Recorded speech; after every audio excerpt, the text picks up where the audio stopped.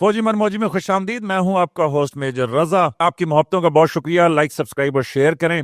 आपकी मोहब्बतों की वजह से ये प्रोग्राम इतना अच्छा जा रहा है। और मैं आपको यूएन के किस्से सुना रहा था, तो आज मैं आपको यूएन में जो किस्सा सुनाने लगा हूं, इसको बिल्कुल मिस ना कीजिएगा। वो इसलिए, और यूएन से बनता है अक़वाम मुत्तहिदा, यूनाइटेड नेशंस। तो वो इसलिए कि आज मैं आपको ना फौजी बार्बर की कहानी सुनाने लगा हूं, यानी फौजी नाई की कहानी सुनाने लगा हूं। तो देखें, एक तरफ तो इस्लामाबाद में बाहर की आमद आमद है। मैं आप सबसे इस्तदा करूंगा कि ज़रूर दुआ करें कि अल्लाह ताला बारिश करे पाकिस्तान के ऊपर। वो इसलिए कि मेरे ज़ाती ख्याल में पिछले 5 महीने, मतलब सितंबर के बाद से कोई सही बारिश नहीं हुई। थोड़ी बहुत वो जिस तरह पंजाबी में कहते हैं कणियाँ गिरी हैं, लेकिन ये है कि वो बारिश नहीं कहला सकती किसी भी सूरत। कहाँ, एक तरफ जब मैं स्कूल में पढ़ता था तो एबटाबाद में 21 दिन की लगातार बारिश भी हमने देखी थी। तो ये मौसमियाती तब्दीलियां हैं। एक तरफ बाहर की आमद आमद है, दूसरा आप इस्लामाबाद का टेम्परेचर देखें तो सुबह 21 डिग्री होता है और रात को 10 डिग्री गिर के 11 डिग्री पे चला जाता है। तो जब मैं सुबह रिकॉर्ड करता हूं तो मैं जरा टी शर्ट पहन लेता हूँ और जब मैं रात को रिकॉर्ड करता हूं तो फिर आप देख लें कि आज मैंने ये गिलगिती टोपी और ये फौजी जैकेट पहनी हुई है। तो एनीवेज, गिलगित एक ऐसी पोस्टिंग है फौजी सर्विस के दौरान कि जब गिलगित पोस्टिंग हुई तो किसी ने मुझे कहा, तो मैं बड़ा खफा था। मैंने कहा यार, मैं इतना दूर जा रहा हूँ, वहां पे उस जमाने में कोई इतने अच्छे इंटरनेट और ये सारी सहूलतें भी नहीं थी। तो लैंडलाइन होते थे जिसके ऊपर आपको याद होगा पीडीसीएल के ऊपर लोग बात किया करते थे।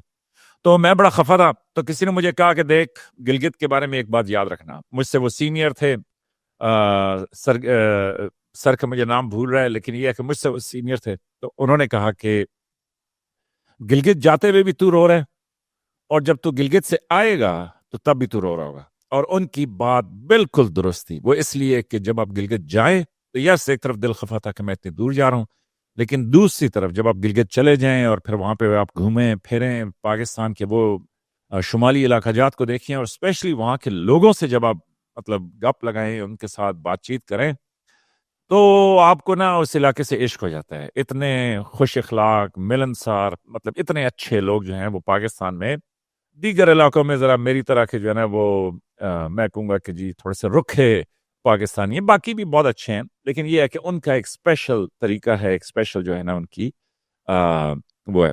तो उन दिनों जो आज का किस्सा है वो गिलगित से इस तरह रिलेटेड है कि उन दिनों मैं गिलगित में पोस्टेड था, और उन दिनों जुम्मे की छुट्टी हुआ करती थी। तो जब जुम्मे की छुट्टी हुआ करती थी तो जाहिर है कि जुम्मे वाले दिन सबसे बड़ा काम यही होता था कि जनाब सुबह सवेरे उठें और सबसे पहले अपनी हेयर कट करा लें, उसके बाद नहाएं धोएं और फिर जुम्मे की नमाज पे चले जाएं। और फिर गिलगित जैसा स्टेशन हो कि जहाँ पे रावी चैन ही चैन लिखता है, तो फिर तो जाहिर है कि आप ज़रा ज़्यादा एहतमाम से तैयार होते हैं और जुम्मे की नमाज ज़्यादा एहतमाम से अटेंड करते हैं। वो इसलिए कि वो एक एक्टिविटी होती है। और उसके बाद शाम को गेम्स पे चले जाना या बिरयानी खानी जुम्मे वाले तो मैंने यूनिट के, अच्छा, और यूनिट के बार्बर के बारे में ये भी बता दूं कि जो फौजी यूनिटों के बार्बर होते हैं, मतलब अभी तो सलोन और वो क्या मेंस सलोन और फिर फैशन, और ये मतलब अभी तो 10-10, 15-15 हज़ार की हेयर कट्स लोग करा रहे हैं।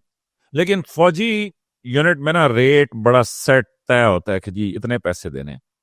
नंबर 2, यूनिट का जो बार्बर होता है वो यूनिट के साथ मूव करता है। मतलब यूनिट की, अगर जिस तरह हम गिलगित चले गए तो हमारी यूनिट का जो बार्बर है वो भी हमारे साथ गिलगित, ये नहीं कि वो वहीं पे रहेगा और नई यूनिट के साथ शामिल हो जाएगा।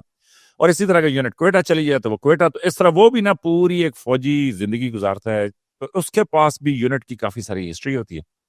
और फिर आपको पता है कि जिस तरह बार्बर होते हैं तो मतलब वो गप्पे शप्पे बड़ी अच्छी लगाते हैं। वो ये पार्ट ऑफ द पैकेज होता है कि अगर आप नाई हैं, अगर आप अच्छे बार्बर हैं, तो आप जो है बड़ी ज़बरदस्त गपशप, बड़े तमीज़दार, मतलब आप जो है ना ज़रा बेहतरीन तरीके से मौका महल देख के कभी कभी वो किसी की अच्छी पोस्टिंग भी करा लिया करते या किसी का काम भी निकलवा दिया करते थे। तो उनको यूनिट के मैचेस का पता होता था। यूनिट के मैचेस के अंदर जो यूनिट के बार्बर हैं वो आम सिपाहियों से ज्यादा जनाब मतलब चोटी के मुकाबले करते थे, इसलिए कि वो थोड़े से सिविलियन थे, उन पर डिसिप्लिन थोड़ा कम रखता था।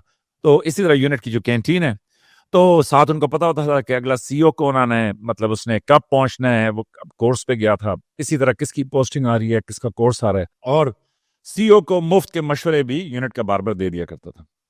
तो एनीवेज, जुम्मे का दिन था, तो आपके भाई ने यूनिट में कॉल की और मैंने कहा कि जी वो जरा बार्बर को भिजवा दें। उन्होंने कहा ठीक है सर। तो 10-15 मिनट गुजर गए, 20 मिनट गुजर गए, बार्बर नहीं आया। तो मैंने दोबारा कॉल की, मैंने कहा जी वो बार्बर को भिजवा दें। उन्होंने कहा सर भिजवा रहे हैं। तो फिर नहीं आया। تو اسی طرح کرتے کرتے کچھ 40 منٹ ہو گئے، تو میں نے پھر بڑی غصے میں کال کی، تو انہوں نے مجھے بتایا کہ سر بس ابھی آپ کے پاس پہنچنے والا ہے۔ تو اسی طرح وہ بھاگتا بھاگتا جو یونٹ کا باربر تھا وہ پہنچا۔ تو ہوا یہ کہ جیسے ہی وہ پہنچا تو میں ایک ینگ کپتان تھا، تو میں اس ٹائم پہ بفرا پڑا تھا، مجھے تھا کہ میں لیٹ ہو رہا ہوں، میں نے نہانا بھی ہے، اور گلگت میں آپ کو پتہ ہے گرم پانی سے نہانا ہوتا ہے۔ تو جیسے ہی وہ پہنچا تو میں نے کہا کہ یار کدھر رہ گئے تھے تم؟ اس نے کہا سر بس معذرت دیر۔ میں نے کہا نہیں، تم رہ کدھر گئے تھے بتاؤ مجھے۔ تو اس نے کہا سر میں جی او سی صاحب کے ساتھ تھا۔ میں نے کہا ادھر کیا کر رہے تھے؟ اس نے کہا جی او سی صاحب کے بال کاٹ رہا تھا، اور اتنے میں نا اس نے میرا وہ کپڑا شپڑا لگا دیا، اور میں بیٹھ بھی چکا تھا کرسی کے اوپر۔ تو اس نے کہا کہ جی سر وہ جی او سی کے بال کاٹ رہا تھا۔ تو وہاں پہ آپ کے منموجی بھائی نے ایک جملہ کہا، وہ جملہ یہ تھا کہ ہمارے جی او سی کے سر پہ نا کوئی گنے چنے بال تھے۔ ویسے بھی جب آپ جرنیل بن جائیں، بڑے کم جرنیل ہیں کہ جن کے پورے بال رہ جاتے ہیں، ورنہ باقیوں کے بال جو ہے نا وہ فوج اڑا دیتی ہے، جس طرح کی ڈیوٹیز اور جس طرح کے امتحان اور جس طرح کی پوسٹنگ ہے سیاچن کے اوپر۔ وہ جو لوگ چاہتے ہیں وہ کہتے ہیں کہ یار بال کٹوا دو، سیاچن میں سارے بال گر جائیں گے، اور کئی بیچاروں کے ساتھ ایسا ہوتا ہے کہ وہ کٹوا بھی دیتے ہیں، سیاچن سے واپس آتے ہیں تو وہ بال بس سیاچن میں رہ جاتے ہیں، وہ واپس نہیں آتے۔ تو جنرل صاحب کے بال نہیں تھے، تو میں نے اس سے کہا کہ یار یہ جنرل صاحب کے تو بال ہی کوئی نہیں ہے۔ تو اس نے کہا جی سر۔ تو میں نے کہا پھر اتنا ٹائم کیوں لگا؟ تو وہاں پہ اس باربر نے وہ تاریخی جملہ کہا کہ جس سے مجھے یقین ہے کہ آپ سب بھی بڑے محظوظ ہوں گے۔ تو اس نے کہا سر جن کے بال نہیں ہوتے اسی پہ تو سب سے زیادہ ٹائم لگتا ہے۔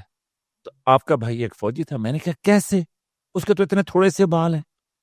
اس نے کہا سر جنرل صاحب کے سر پہ فرض کریں اگر 50 بال ہیں، تو ہر بال پہ مجھے ان سے پوچھنا پڑتا ہے کہ سر یہ کاٹ دوں؟ جنرل صاحب کہتے ہیں نہیں یہ رہنے دو۔ پھر میں اگلا پکڑتا ہوں، میں کہتا ہوں یہ کاٹ دو۔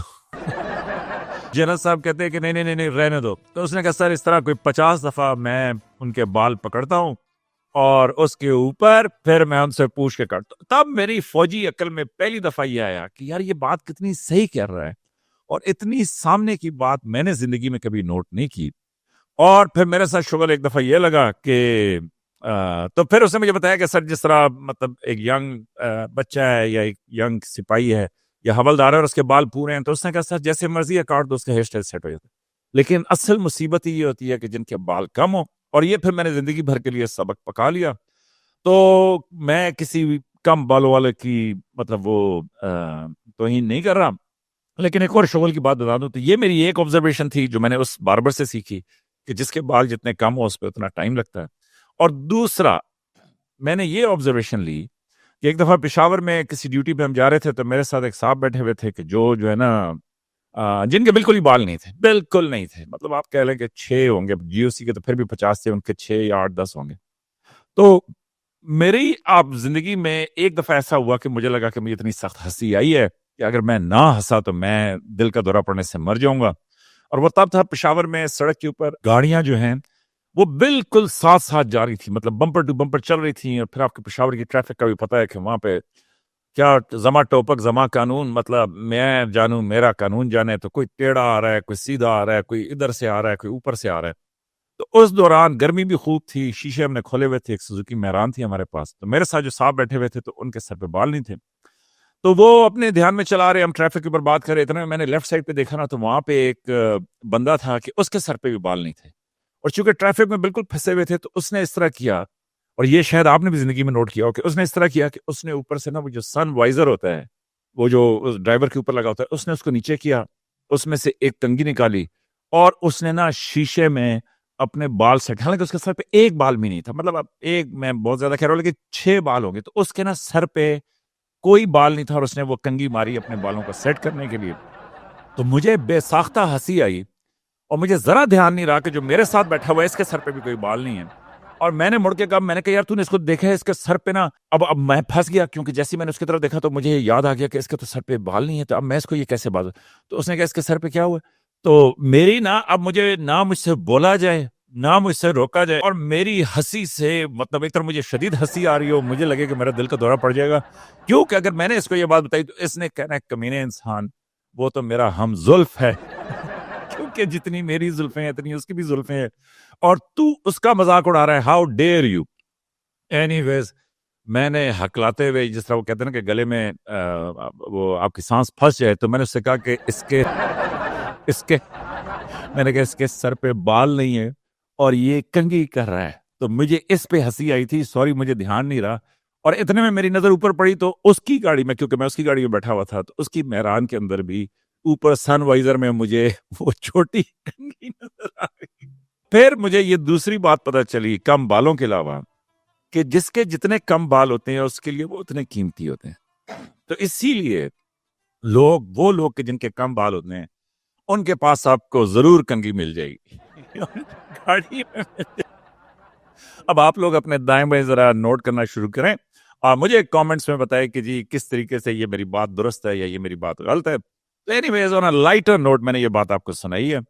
تو یو این میں جو ہمارے باربر تھے وہ ظاہر ہے کہ پھر یو این مشن پہ جب جائیں آپ اقوام متحدہ میں ڈالر لینے کے لیے، تو تب یونٹ کا جو باربر ہے کہ جو آپ کے ساتھ کوئٹہ کی پوسٹنگ کاٹتا ہے، جو آپ کے ساتھ سیاچن کی پوسٹنگ کاٹتا ہے، جو آپ کے ساتھ جو ہے مطلب فاٹا کی پوسٹنگ کاٹتا ہے، تو وہ بھی یو این مشن پہ ساتھ جاتا ہے۔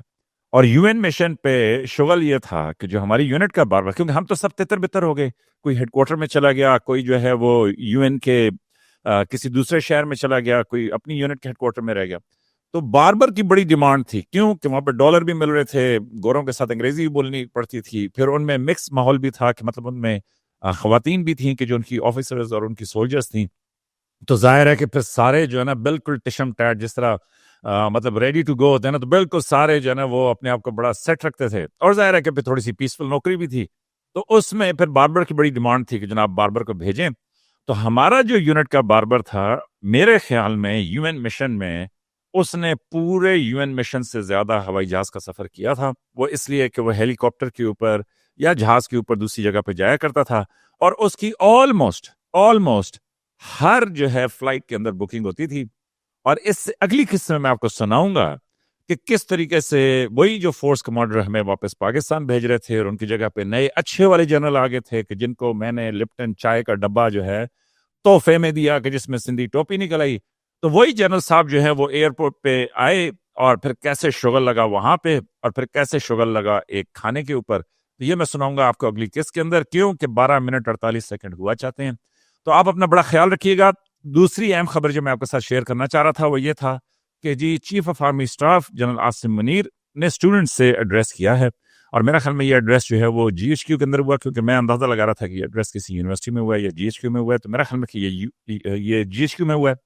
تو اس میں چیف آف آرمی اسٹاف نے ینگ اسٹوڈنٹس کو بتایا کہ بھئی آپ پاکستان کو سب سے آگے رکھیں، کسی اور کو جو ہے نا پاکستان سے آگے نہ رکھیں۔